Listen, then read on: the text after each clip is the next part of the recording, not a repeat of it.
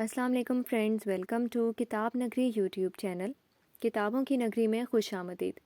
میں ہوں آپ سب کی ہوسٹ اقرا یاسین، اور آج میں آپ کے لیے لے کر آئی ہوں کتاب چہرہ کی قلم سے لکھے گئے خوبصورت ناول اہل جنوں کی ایپیسوڈ نمبر 18 کو لے کر۔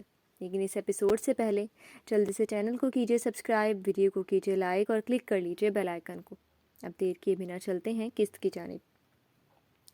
سگریٹ انگلیوں میں دبائے سامنے دیوار پر لگی پینٹنگ کو وہ پچھلے آدھے گھنٹے سے بے مقصد گھور رہا تھا۔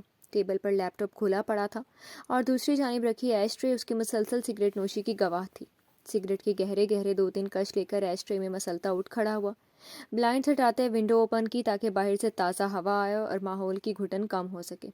عجیب بے چینی نے کل رات سے اس کے گرد احاطہ کیا ہوا تھا۔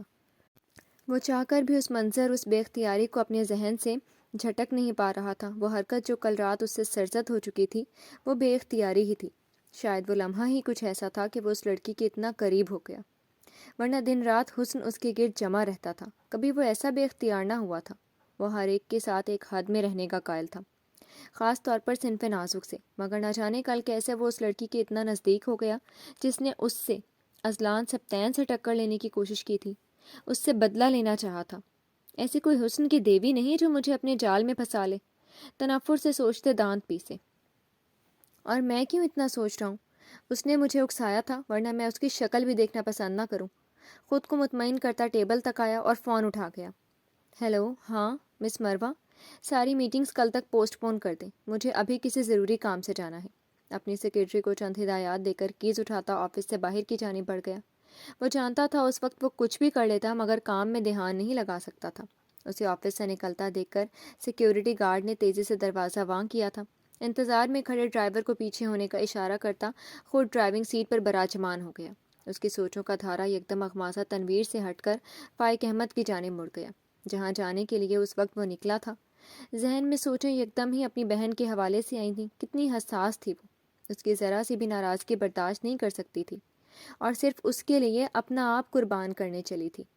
پگلی اخماس اور اس کے درمیان ہوئی گفتگو کو سوچتے وہ مسکرایا تھا اور کار کی سپیڈ بڑھا گیا۔ تقریباً 15 منٹ کی ڈرائیو کے بعد وہ ایک شاندار 5 منزلہ بلڈنگ کے نیچے کھڑا تھا، جس کے مین گیٹ پر احمد انٹرپرائزز کی نیم پلیٹ لگی تھی۔ اذلان سبطین کو دیکھتے ہی گارڈ نے جلدی سے دروازہ کھولا تھا۔ یہاں کا ایک ایک فرد اس شخص کو جانتا تھا۔ وہ سیدھا ریسیپشن پر آیا تھا، جہاں ایک 24-25 سالہ ریسیپشنسٹ کام میں مصروف تھی۔ اسے قریب آتا دیکھ کر فوراً اس کی جانب متوجہ ہوئی تھی۔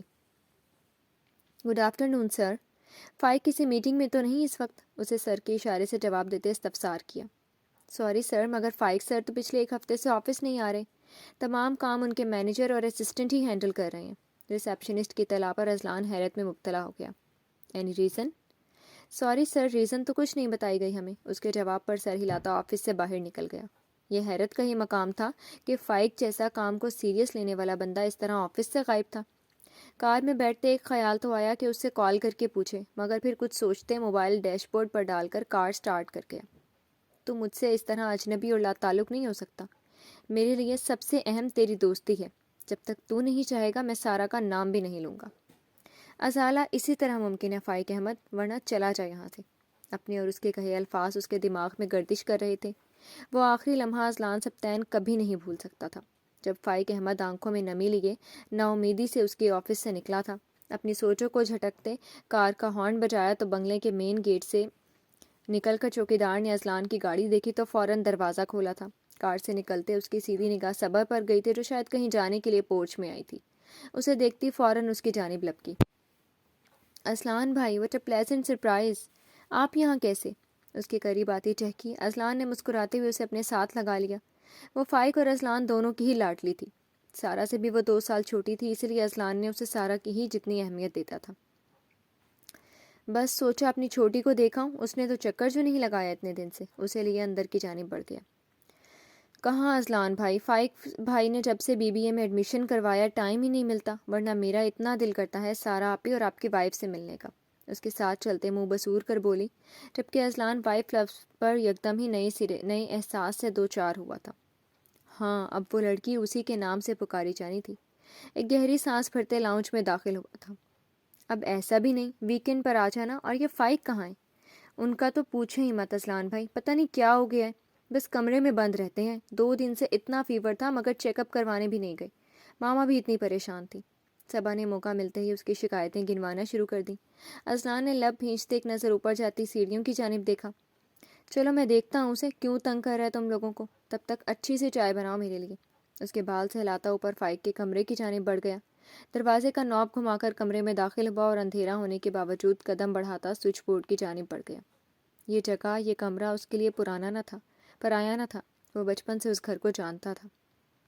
صبا بند کرو لائٹس، میں نے کہا نا میں نہیں اٹھ رہا، اور ماما سے بولو آفس سے کال آئے تو کہہ دے میں گھر پر نہیں ہوں۔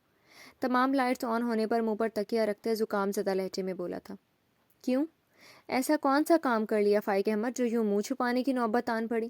اذلان کی گرجدار سنجیدہ آواز پر فائق کا رنڈ کھاتا اٹھ کر بیٹھا اور بے یقینی سے اپنے سامنے سیاہ تھری پیس میں ملبوس اذلان سبتین کو دیکھا، جو کینہ تو اس نگاہوں سے اسے گھور رہا تھا۔ تو یہاں؟ دیکھنے آیا ہوں، ایسا بھی کیا ہو گیا جو آفس سے ایک ہفتے سے ناتا توڑے بیٹھا ہے؟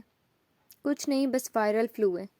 بیڈ سے اترتے نگاہیں چرا گیا۔ اذلان نے بغور اس کے ملگجے حلیوں کو دیکھا، آنکھوں کی گرد ہلکے اور نقاہت زدہ شکل اس کی اندرونی حالت بخوبی آشکار کر رہی تھی۔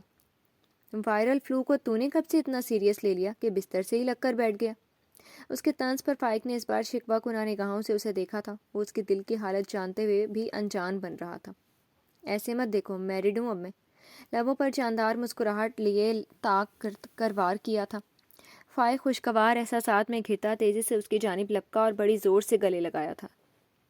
کمینے! اذلان نے بھی کراہتے ہوئے اسے بھینچ کر گلے لگا لیا۔ میں بھابھی سے کہہ دوں گا مجھ سے جیلس نہ ہوں، اور مجھے یقین ہے وہ سمجھ جائیں گی۔ فائق نے کھلکھلاتے ہوئے اسے کہا تو اذلان نے اس کی کمر پر دھموکا چڑھتے خود سے الگ کیا۔ تو مجھے پورے کا پورا اپنا نام کر لیں، اسے پھر بھی فرق نہیں پڑنے والا۔ اس کے تمسخرانہ انداز پر فائق نے معنی خیزی سے اسے دیکھا۔ مطلب تجھے اس بات سے فرق پڑنے لگا ہے کہ انہیں فرق کیوں نہیں پڑتا؟ اتنے برے دن نہیں آئے میرے، اور میں یہاں تیری کلاس لینے آیا تھا، تو مجھے کٹہرے میں کھڑا کر رہا ہے۔ اس کی نظروں پر تپتے گھور کر بولا۔ اور کتنی کلاس لے گا، بستر سے تو لگا دیا مجھے۔ شکوہ کرتا اس کے ساتھ بیڈ پر ہی بیٹھ گیا۔ اس کی ناراضگی پر اذلان نے مسکراتے ہوئے کندھا تھپکا۔ مجھے ضروری بات کرنی ہے تجھ سے۔ اس کے سنجیدہ تاثرات پر فائق بھی دل و جان سے متوجہ ہوا تھا۔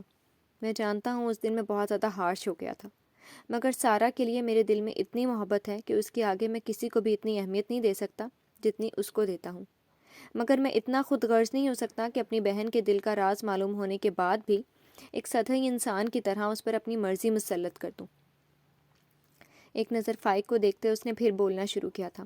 میں جانتا ہوں تیرے جذبے پاک ہیں، تو سنسیئر ہے سارا کے ساتھ، اسی لیے آج میں یہاں موجود ہوں۔ بس تجھ سے ایک وعدہ لینے کے لیے آیا ہوں۔ فائق نے ناسمجھی سے اسے دیکھا۔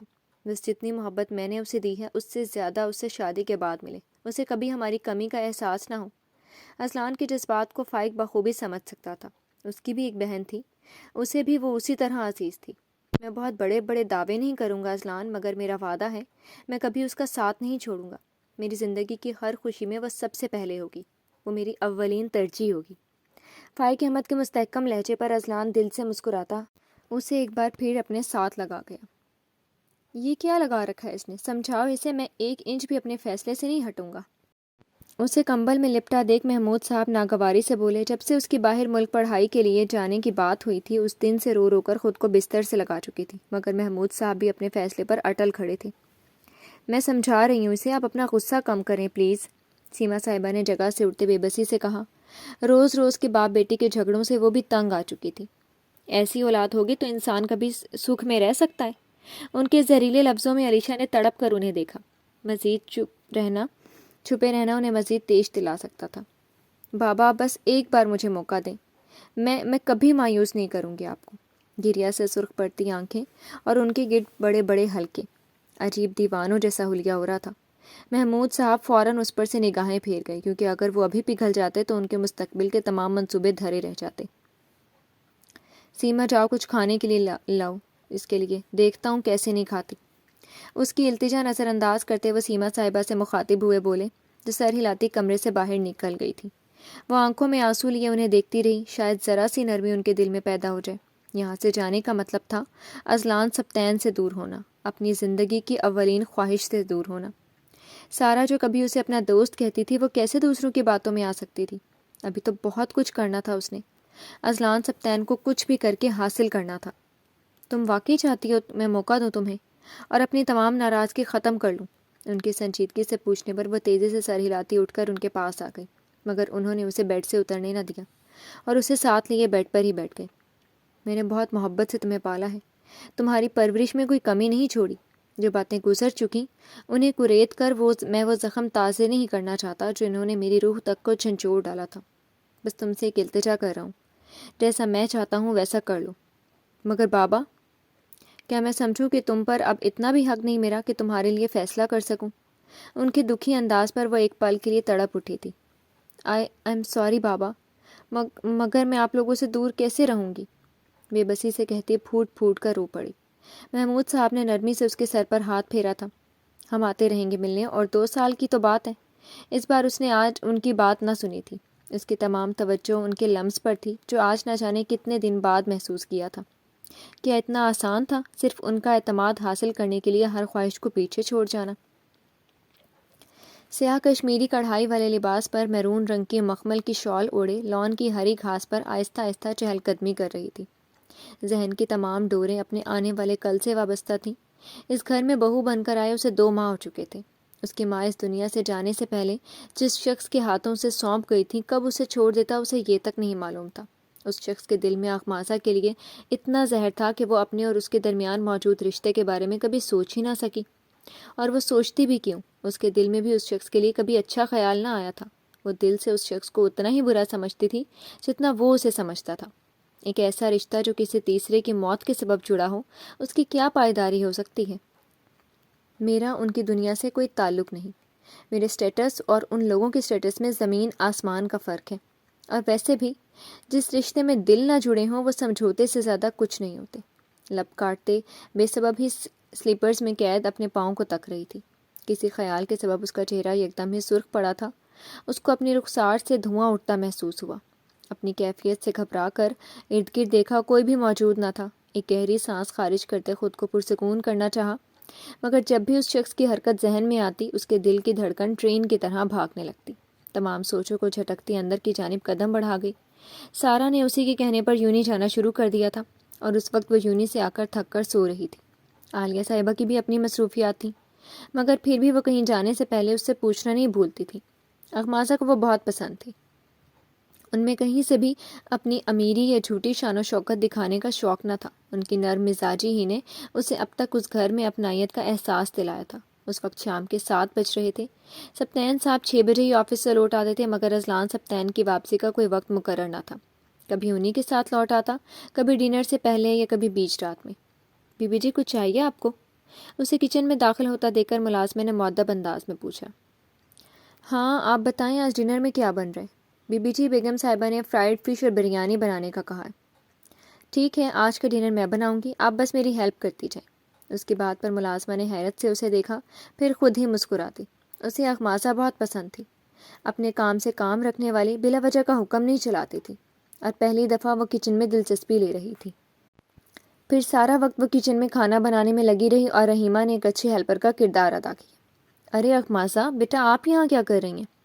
تقریباً 8:30 بجے عالیہ صاحبہ کچن میں داخل ہوئی تھی ڈنر کا معلوم کرنے، اور اخماسہ کو کام میں لگا دیکھ کر حیران رہ گئی۔ بس میں بور ہو رہی تھی، سوچا رحیمہ کی ہیلپ کروا دوں۔ اسٹوو کی آنچ آہستہ کرتے ان کی جانب پلٹی تھی۔ چولہے کی تپش سے ہلکا ہلکا سرخ ہوتا چہرہ لیے مسکراتی ہوئی وہ انہیں بہت پیاری لگی تھی۔ نہیں جی بیگم صاحبہ، آج کا سارا ڈنر انہوں نے ہی تیار کیا ہے، ہیلپ تو میں نے کی ہے، رحیمہ چہک کر بولی۔ عالیہ صاحبہ نے قریب آتے اسے اپنے کندھے سے لگا لیا۔ مطلب آج تو بہت اسپیشل دن ہے، ہماری بہو نے پہلی بار کھانا بنایا ہے۔ ان کے انداز پر وہ جھیمپ سی گئی تھی۔ خوشبو تو بہت اچھی آ رہی ہے، چلو آپ جلدی سے فریش ہو جاؤ، پھر سب ساتھ مل کر کھائیں گے۔ اس کا چہرہ تھپک کر بولی تو وہ سر ہلاتی باہر نکل گئی۔ عالیہ صاحبہ کو اچھا لگا تھا کہ اس نے اس گھر کو اپنا سمجھنا شروع کر دیا، اس گھر کے کاموں میں دلچسپی لے رہی تھی۔ وہ نہا کر ہلکے گلابی رنگ کے لباس میں ملبوس سفید شال اوڑھے نیچے آ گئی تھی۔ نم بالوں کو جوڑے کی شکل میں لپیٹ لیا تھا، جس سے اس کی سراہی دار بے داغ گردن اور نمایاں ہو رہی تھی۔ ملازم ٹیبل سیٹ کر چکے تھے۔ اسے اپنے اندر گدگدی سی محسوس ہو رہی تھی۔ آج پہلی بار کھانا بنایا تھا، پتہ نہیں ان لوگوں کے معیار کا ہوتا بھی یا نہیں۔ تمام افراد کے ٹیبل پر بیٹھنے پر اس نے سکون کا سانس خارج کیا کہ وہ شخص موجود نہ تھا۔ اب کم از کم وہ سکون سے ساتھ بیٹھ کر کھا تو سکتی تھی۔ کل رات کے بعد وہ ویسے بھی اسے نہیں دکھا تھا اور اسی میں اسے وہ اپنی بہتری سمجھتی تھی۔ کھانا شروع کرنے سے پہلے میں آپ دونوں کو بتا دوں کہ آج کھانا میری بہو نے بنایا ہے۔ عالیہ صاحبہ کی بات پر سارہ نے حیرت و خوشی کے ملے جلے تاثرات لیے اخماسہ کو دیکھا جو سرخ پڑتی اپنے لب چبا رہی تھی، جبکہ سبطین صاحب نے برابر میں بیٹھی اخماسہ کے سر پر شفقت سے ہاتھ پھیرا تھا۔ مطلب آج ہم لکی ہیں کہ ہم نے ڈنر مس نہیں کیا۔ سبطین صاحب نے مسکراتے ہوئے کھانا پلیٹ میں نکالا۔ سب کے کھانا شروع کرنے پر اخماسہ نے باری باری سب کی شکل دیکھی۔ دل رک رک کر دھڑک رہا تھا، مگر سبطین صاحب کے سب سے پہلے تعریفی جملوں پر اس کا اٹکا ہوا سانس بحال ہوا تھا۔ ان کے بعد سارہ اور عالیہ صاحبہ نے بھی دل کھول کر تعریف کی تھی۔ اخماسہ کو انہی تعریفوں سے اپنا پیٹ بھرتا محسوس ہو رہا تھا۔ بیٹا آپ تو نکالو، عالیہ صاحبہ نے اس کی خالی پلیٹ دیکھ کر ٹوکا تھا۔ وہ جی کرتی اپنی پلیٹ میں تھوڑی سی بریانی نکال گئی۔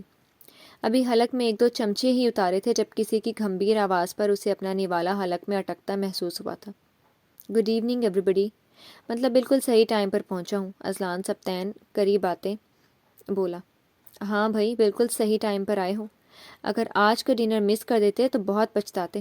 سبطین صاحب کی بات پر وہ مسکراتا ہوا اخماسہ کے برابر میں موجود چیئر کو کھسکا کر بیٹھ چکا تھا۔ اخماسہ کے ہاتھ میں موجود چمچہ لرزا تھا جسے اذلان نے بخوبی دیکھا تھا۔ کیوں بھائی، آج ایسا کیا اسپیشل بنا دیا ہماری رحیمہ نے؟ یہ تو کھا کر بتائیے گا بھائی، ہم بھی تو دیکھیں کتنی پہچان ہے آپ کو رحیمہ کے ہاتھ کے کھانے کی۔ سارہ کے مسکراتے لہجے پر اخماسہ نے اپنی آنکھ کے کنارے سے چند انچ کے فاصلے پر بیٹھے شخص کو دیکھا جو اپنی پلیٹ میں بریانی نکال رہا تھا۔ اخماسہ کو اپنے حواس مختل ہوتے محسوس ہوئے، ایک تو اس شخص کی قربت اور دوسرا اس کے کلون کی خوشبو جو مکمل اسے اپنے حصار میں لے چکی تھی۔ پلیٹ میں چمچہ ہلاتے وہ دھڑکتے دل کے ساتھ اس کے تبصرے کا انتظار کر رہی تھی، جس پر وہ خود بھی شدید حیران تھی، مگر پھر بھی اسے جاننا تھا کہ اس شخص کے منہ سے کیا نکلے گا۔ ماما، کیا رحیمہ کی جگہ دوسرا شیف رکھ لیا؟ کیوں بیچاری کے پیٹ پر لات ماری؟ اس کے تبصرے پر ٹیبل پر کہے گونج اٹھے تھے، جبکہ اخماسہ کو اپنے چہرے سے دھواں اٹھتا محسوس ہو رہا تھا۔ یہ شیف کوئی اور نہیں بلکہ میری بہو کے ہاتھ کا کمال ہے، عالیہ صاحبہ نے فخریہ انداز میں کہتے اخماسہ کو دیکھا۔ اذلان نے بھی برابر میں بیٹھی اخماسہ پر ایک حیرت بھری نگاہ ڈالی۔ گلابی لباس پر سفید شال اوڑے وہ کسی کلی سے کم نہیں لگ رہی تھی، اس پر قیامت اس کے تپتے رخسار۔ اذلان لمحے کے 1000ویں حصے میں اپنی توجہ پلیٹ کی جانب کر گیا، حالانکہ یہ بہت مشکل عمل تھا۔ بیٹا آپ تو کچھ کھائیں، کھانے سے کھیل رہی ہیں، سبطین صاحب نے مسکراتے ہوئے اسے ٹوکا۔ پانی دینا؟ اذلان نے اس کی کلائی سے اپنا ہاتھ ٹکراتے اپنی جانب متوجہ کیا تو اخماسہ نے ایک دم کرنٹ کھاتے اسے دیکھا، مگر وہ اپنے کھانے کی جانب متوجہ تھا۔ اس نے خاموشی سے پانی گلاس میں نکال کر اذلان کی جانب رکھنا چاہا، مگر وہ ہاتھ بڑھا کر گلاس تھام گیا۔ اخماسہ کی انگلیاں اس کی انگلیوں سے مس ہوئیں تو اس نے گھبرا کر اسے دیکھا اور ہاتھ پیچھے کھینچا۔ وہ تو شکر تھا وہ تینوں باقی باتوں میں لگے اپنے کھانے کی جانب متوجہ تھے۔ عالیہ صاحبہ کسی کام کی وجہ سے اٹھ کر کمرے کی جانب گئی تھیں۔ اذلان نے پانی کے سپ لیتے ایک نظر اسے دیکھا جو سب کے کھانے ختم ہونے کے انتظار میں بس یہاں سے اٹھنے کے لیے پڑ تولے بیٹھی تھی۔ اس کی نظر اس کے نم جوڑے سے ہوتی ہوئی شفاف گردن تک گئی تھی۔ کل رات کا منظر اس کی آنکھوں کے سامنے آتے ہی نہ جانے کیوں اس بار اس کے لب مسکرائے تھے۔ عالیہ صاحبہ واپس آئیں تو ان کے ہاتھ میں ایک چکور مخمل کا سیاہ رنگ کا باکس تھا۔ اذلان، یہ اخماسہ کو پہناؤ، ہماری بیٹی نے ہمیں اتنا اچھا ڈنر کروایا ہے۔ عالیہ صاحبہ کی بات پر وہ جی جان سے سٹپٹائی تھی۔ یہ کیا کہہ رہی ہیں آنٹی؟ غیر محسوس انداز میں اس نے اپنے دونوں ہاتھ ٹیبل کے نیچے چھپا لیے تھے۔ کیوں، ہم آپ کو کوئی تحفہ نہیں دے سکتے؟ دو خوبصورت جڑاؤ دار کنگن باکس سے نکال کر انہوں نے اذلان سبطین کو دیے تھے، جس نے بغیر اس کی اجازت مانگے ٹیبل کے نیچے سے اس کا ایک ہاتھ پکڑ لیا تھا۔ اخماسہ نے سہمی ہوئی نگاہوں سے اس کی جانب دیکھا جو اسے ہی دیکھ رہا تھا، بڑے غور سے۔ اس نے کسمسا کر چھڑانا چاہا، مگر وہ گرفت سخت کرتا اس کے ہاتھ اوپر کر کے دونوں کنگن اس کے ہاتھ میں پہنا گیا۔ سارہ نے مسکراتے ہوئے اخماسہ کو دیکھا جو فوراً اپنا ہاتھ اس کی گرفت سے نکال گئی تھی، اور اذلان واپس اپنے کھانے کی جانب متوجہ ہو گیا تھا۔ پھر کچھ سوچ کر گلا صاف کرتا سب کو اپنی جانب متوجہ کر گیا۔ ماما، کل شام وہ لوگ آ رہے ہیں، آپ تمام انتظامات کروا دیجیے گا۔ ایک نظر سارہ کو دیکھتے ماں سے مخاطب ہوا۔ سارہ نے ناسمجھی سے پہلے بھائی کو پھر ماں کو دیکھا۔ عالیہ صاحبہ اس کی جانب دیکھتی مسکرا دی۔ ماشاءاللہ، بہت اچھا لڑکا ہے، اور مجھے یقین ہے وہ ہماری سارہ کو بھی خوش رکھے گا۔ عالیہ صاحبہ کی آواز کسی بم کی طرح سارہ پر گری تھی۔ وہ بے یقینی سے اپنے بھائی کو دیکھتی رہ گئی جو بالکل انجان بنا اپنا ڈنر کرنے میں مصروف ہو گیا تھا۔ اخماسہ کی حالت بھی سارہ سے مختلف نہ تھی۔ اسے یقین ہی نہیں آ رہا تھا یہ شخص اپنی ضد کا اتنا پکا تھا کہ بہن کے دل کی بھی کوئی پرواہ نہ تھی۔ وہ تینوں اب کل کے انتظامات کی بات کر رہے تھے اور اخماسہ کی نگاہیں سارا پر تھیں جو نہ جانے خود کو کیسے سمیٹے بیٹھی تھی۔ پھر آہستہ سے اڑتی بغیر کسی کی بھی جانب دیکھے اپنے کمرے کی جانب بڑھ گئی۔ اخماسہ نے ایک ناگوار نگاہ اپنے برابر میں بیٹھے شخص پر ڈالی جس کی نگاہیں دور جاتی سارا پر تھیں۔ آنکھوں میں آنسو لیے سامنے لگی اپنی اور اذلان سبطین کی زندگی سے بھرپور تصویر کو دیکھتی وہ بے آواز رو رہی تھی۔ اس نے بچپن سے آج تک جس چیز پر نظر ڈالی تھی اس کی زبان سے نکلنے سے پہلے وہ چیز سامنے ہوتی تھی۔ اس کی ہر ضد کو اگر کسی نے پورا کیا تھا تو وہ اذلان سبطین تھا۔ عالیہ صاحبہ کی ہزاروں دھمکیوں کے باوجود وہ اپنے دل کی کرتی تھی۔ اسے معلوم تھا اذلان اسے ہر صورت بچا لے گا، مگر آج جو اذلان سبطین نے اس کے ساتھ کیا تھا اسے اب تک یقین نہیں آ رہا تھا۔ کیا اتنی بڑی غلطی کی تھی اس نے محبت کر کے کہ اس کا کوئی ازالہ ہی نہیں تھا، اور وہ اپنی گڑیا کو یوں عمر بھر کی سزا دے رہا تھا فائق احمد سے دور کر کے؟ اس سوچ نے اسے توڑ کر رکھ دیا تھا۔ کیا وہ فائق احمد کے بغیر رہ سکتی تھی؟ سارا! اخماسہ کی پکار پر سارا نے بس ایک نظر اسے دیکھا تھا، پھر دوبارہ نگاہیں اس تصویر پر جما دی۔ اس کی حالت دیکھ کر اخماسہ کو اپنا دل کٹتا محسوس ہوا۔ کتنا سخت دل تھا وہ شخص! اسے اپنی بہن کے احساسات کی پرواہ تک نہ تھی۔ یہ کیسی محبت تھی اس شخص کی؟ اخماسہ کے دل میں اس لمحے اس شخص کے لیے قدورت کچھ اور بھی بڑی تھی۔ پلیز مت رو، تم کہو تو میں آنٹی سے بات کروں؟ اس کے پاس بیٹھتے محبت سے اپنے ساتھ لگا لیا۔ سارا کے لبوں پر ایک دکھ بھری مسکان ابھری۔ نہیں اخمی، میں بھائی کا دل مزید نہیں دکھا سکتی۔ جو فیصلہ انہوں نے میرے لیے کیا ہے اس میں بہتری ہوگی۔ اپنے آنسو صاف کرتے کڑے دل سے بولی۔ کیسی بہتری؟ جب تمہارا دل ہی راضی نہیں تو کیسے تم اس شخص کے ساتھ زندگی گزارو گی؟ تمہارے ساتھ بھی تو یہی ہوا تھا۔ جب تم گزارا کر سکتی ہو تو میں بھی گزارا کر لوں گی۔ اخماسہ ایک پل کے لیے بالکل بلینک ہو گئی تھی۔ اسے سارا سے ایسی بات کی امید نہ تھی۔ مگر سارا، اس وقت حالات کچھ اور تھے۔ میرے پاس کوئی آپشن نہیں تھا اور نہ ہی میرے دل میں کوئی اور تھا۔ اس نے مناسب الفاظ کا چناؤ کیا تھا۔ اسے سمجھ نہیں آ رہا تھا کہ اذلان سبطین کے ساتھ کیا کر جائے۔ اپنی قسمت سے تو نہیں لڑ سکتی ہی نا؟ کیا پتہ فائق احمد ہوں ہی نہ میری قسمت میں۔ اس کے کھوئے ہوئے انداز پر اخماسہ ترہم بھری نظروں سے اسے دیکھتی اس کا سر اپنے کندھوں پر رکھ گئی۔ جس کو وہ قسمت کا فیصلہ سمجھ رہی تھی وہ دراصل اس کے انا پرست بھائی کا فیصلہ تھا۔ کچھ دیر اس کے پاس بیٹھ کر وہ اپنے کمرے میں آ گئی تھی۔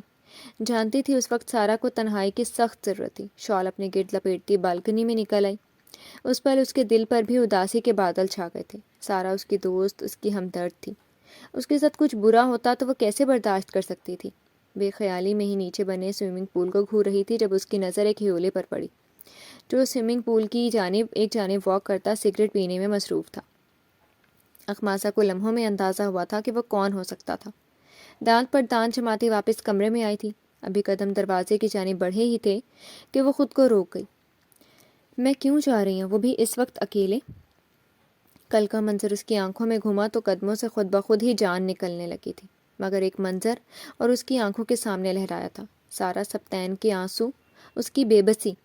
اخماسہ ہمت کرو، اگر آج بات نہیں کی تو کل وہ شخص اپنی بہن کو کسی اور کے نام کر دے گا۔ دل و دماغ میں بس یہی آواز گونجی تھی جس پر لبیک کہتی بغیر کوئی انجام سوچے کمرے سے نکل گئی۔ اس کے قدم گھر سے باہر کی جانب تھے۔ اپنا سانس درست کرتی وہ گھر کی پچھلی جانب آ گئی تھی جہاں سوئمنگ پول کے پاس کھڑا اذلان سبطین موبائل پر کسی سے بات کر رہا تھا۔ اس کی جانب اس کی پشت تھی۔ اخماسہ تقریباً 4 قدم کے فاصلے پر آ کر ٹھہر گئی تھی۔ یہاں آ تو گئی تھی مگر اب خود اپنے ہاتھ پاؤں پھولتے محسوس کر رہی تھی۔ وہ جو موبائل پر اپنے اسسٹنٹ سے بات کرنے میں مصروف تھا، کسی احساس کے تحت وہ خاموش ہوا تھا۔ ایک انجانی مہک جو آج کل اس کے حواس پر سوار تھی اب بھی اس کے نتنوں سے ٹکرائی تھی۔ اس نے بے اختیار پلٹ کر دیکھا۔ اوہ، یعنی یہ اس کا وہم نہیں تھا۔ وہ پیکر اس کے سامنے موجود تھا، تقریباً کافی فاصلے پر کھڑی اپنی انگلیاں چٹکھاتی اسے ہی دیکھ رہی تھی۔ ہاں، میں تم سے کل ڈیٹیلز لے لوں گا۔ ٹھیک۔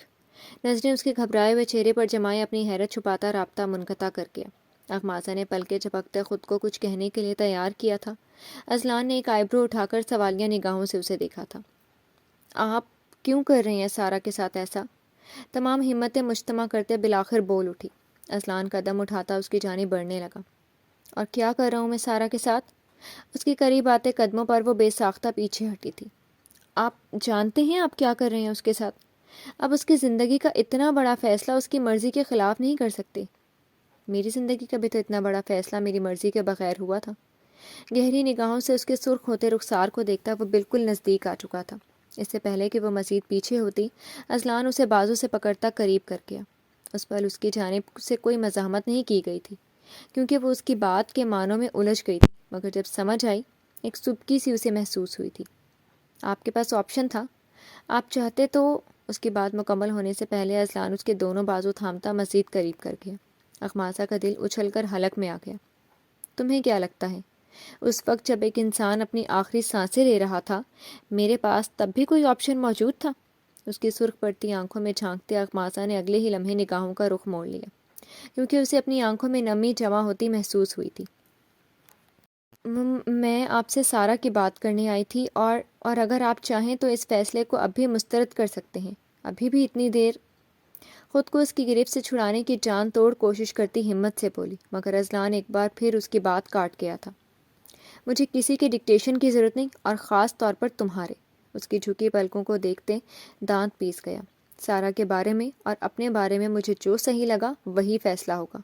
تمہیں اس کی ٹینشن لینے کی ضرورت نہیں ہے۔ اس کے دو ٹوک انداز پر اخماسہ نے نم آنکھوں سے تڑپ کر اسے دیکھا۔ آپ کیوں کر رہے ہیں اس کے ساتھ؟ وہ بہت اداس ہے۔ مگر اس کی نظریں اس پل اخماسہ پر نہیں بلکہ اس کی گردن پر موجود اس دل پر جا ٹھہری تھی جس نے زندگی میں پہلی بار اذلان سبطین سے گستاخی کروائی تھی۔ اس کی نظروں کے تعاقب میں دیکھتے اخماسہ کے وجود میں سنسنی سی دوڑ اٹھی۔ اس پل خود کو یہاں تک آنے پر جی بھر کر کوسا تھا۔ چھوڑیں۔ کیوں؟ یہاں مجھ سے اپنی نند صاحبہ کے لیے لڑنے آئی تھی، اتنی جلدی ہار مان گئی؟ سر ہلکا سا ترچھا کرتے مضحکہ خیز انداز میں بولا، مگر وہ سن کب رہی تھی؟ اس کو مچلتا دیکھ کر اذلان اس کا ایک ہاتھ پکڑتا اس کی پشت پر لے گیا۔ اخماسہ نے سہم کر اسے دیکھا، جس کے چہرے پر ہنوز وہی تاثرات تھے۔ آپ ایک پتھر دل شخص ہیں، کسی کے احساسات کی کوئی پرواہ نہیں، چاہے آپ کے فیصلے کسی کو کتنا ہی دکھ کیوں نہ دے دیں، مگر آپ کو بس اپنی انا کی تسکین چاہیے۔ اس کے تپانے والے تاثرات اور حرکت نے اخماسہ کے اندر پکتے لابے کو باہر آنے کو جگہ دی تھی۔ اذلان کے نرم تاثرات پل بھر میں برفیلے ہوئے تھے۔ جبڑے بھینچتے سختی سے اس کا چہرہ پکڑتا اخماسہ کو دنگ کر گیا۔ تمہارے پاس ابھی بھی وقت ہے اپنے لفظوں کو واپس لینے کا۔ اذلان کے سرد لہجے پر تکلیف سے کراہتے ہوئے اسے دیکھا۔ چھوڑیں مجھے۔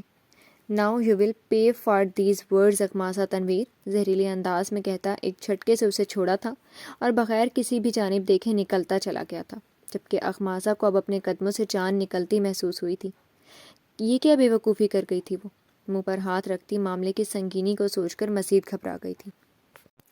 جی تو فرینڈز، کیسی لگی آپ کو یہ ایپیسوڈ؟ امید ہے آپ کو پسند آئی ہوگی۔ ناول کی اگلی قسط کے ساتھ پھر حاضر ہوں گے، تب تک کے لیے شکریہ، اللہ حافظ۔